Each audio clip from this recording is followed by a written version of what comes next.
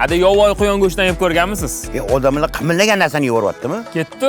Bu joy yovvoyi qushlar va yovvoyi hayvonlarning go'shtini pishirib Toshkentda ancha nom chiqargan. O'tgan safar qushlardan yeb ko'rdik. Bu safar quyondan pishirib berishdi. Ovqat padachasi chiroyli, mazasi ham allambalo. Oshqozonga premyera qilmoqchi bo'lsangiz, mana sizlarga variant. Zakoni zonasi bo'lar ekan. Odamlar ham biladimi yeyishni? Agar men bunaqa narsa yemayman, sizlar menyuda 250 grammli qiyma shashlik, shirali tabaka, boldir sho'rva, har xil kaboblar, mangalda qo'y go'shti, mangalda kolbaskalar, steyklar, даже tandirda yopilgan mol go'shtlari ham bor ekan. Qo'y go'shtlari shirali bo'lib pishgan, kolbaskalar ham tobida bo'libdi. Go'shtlarni polni Navoiyni o'zidan olib kelishar ekan. Men bu somsalarni ham Navoiyda yashaydiganlar yaxshi bilishadi. Ichi to'la go'sht, lekin menga ko'proq tandirda pishgan mol go'shti yoqdi. Ta'mi o'zgacha. Men qurib qolsa kerak deb o'yladim, lekin unaqa emas. Chotki bo'lib pishibdi. Sho'rvada ham kattakon go'shtlari bor. Ko'pchilik bo'lib kelsanglar, issiqqina o'tovli ham qilib qo'yishgan. O'tov ichida chaqish mumkin emas. Yaxshi sharoitda o'tirasizlar. Xohlasanglar o'pshingiz ham bor. Narxlar nima dotdi? Arzonmi yo qimmat? Kommentda yozinglar. Adres 40 letdan Tuzeli turishda, chapga qaylanda, 31-poliklinika ro'parasida, Navoiy kafesi. Videoni Go'shxo'r o'rtoqlarga yuborib qo'yamiz. Aniq lokatsiya Telegram kanalda.